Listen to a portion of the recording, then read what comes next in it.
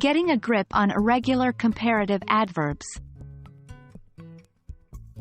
Hello, language learners.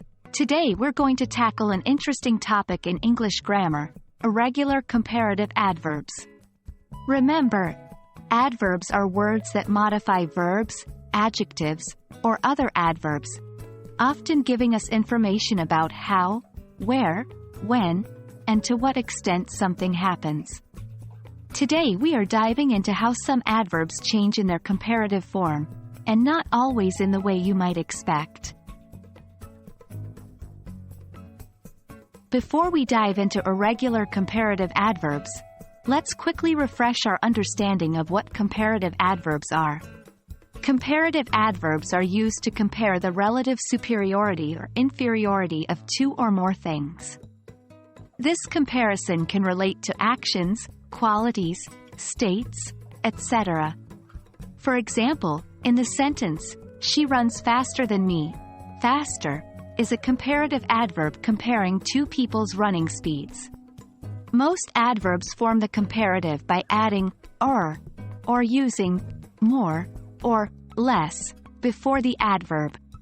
But not all adverbs follow this rule, and those are the irregular comparative adverbs we're going to focus on.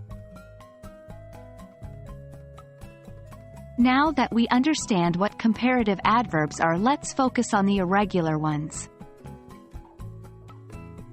A handful of adverbs in English have irregular comparative forms, meaning they don't follow the or more, less rule.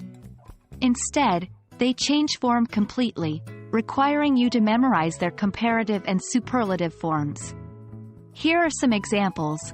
Well becomes better. This may surprise you, because well is often thought of as an adjective.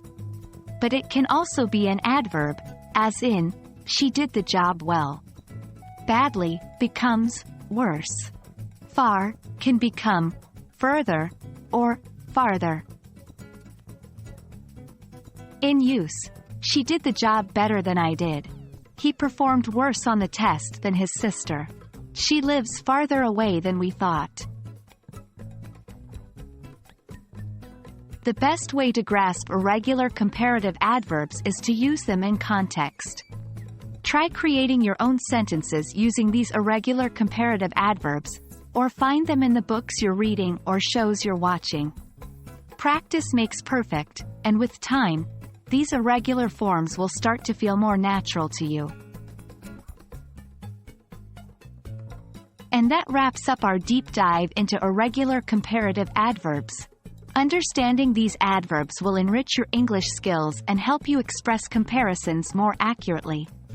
Keep practicing, and soon these tricky words will be second nature. As always, stay curious and keep learning. Until next time.